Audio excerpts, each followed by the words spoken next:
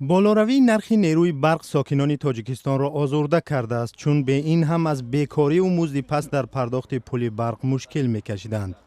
مردم در حیرت است که با وجود رشد ساحه انرژتیک چرا نرخ برق پیوسته زیاد می شود.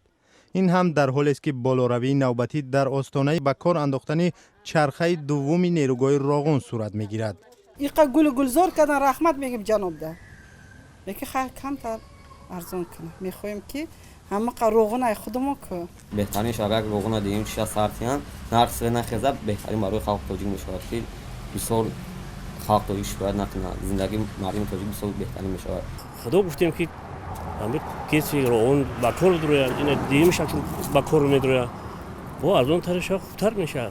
ما طرفداریم که ارزان تر شه نسبت پیشینو و برعکس با قیمت‌تر شده است. بالاروی نرخ نیروی برق نه تنها ساکنان بلکه اقتصادشناسان را نیز شگفت زده کرده است. مقامات میگویند طرفین نو برای کاهش خراجات تولید برق و قرضداری بزرگ شرکت برقی تاجیک است.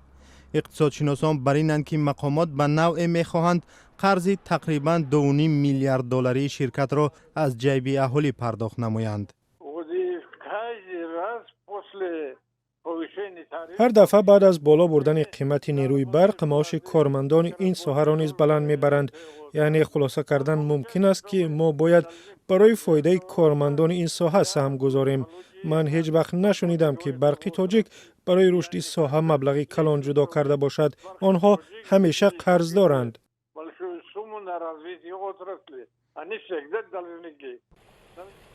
مقامات تاجیکستان قیمت نیروی برق را هر سال زیاد میکنند. در 5 سال اخیر قیمت آن تقریبا 2 برابر افزایش یافته است. مسئولان برق تاجیک از صحبت در این باره خودداری می‌ورزند.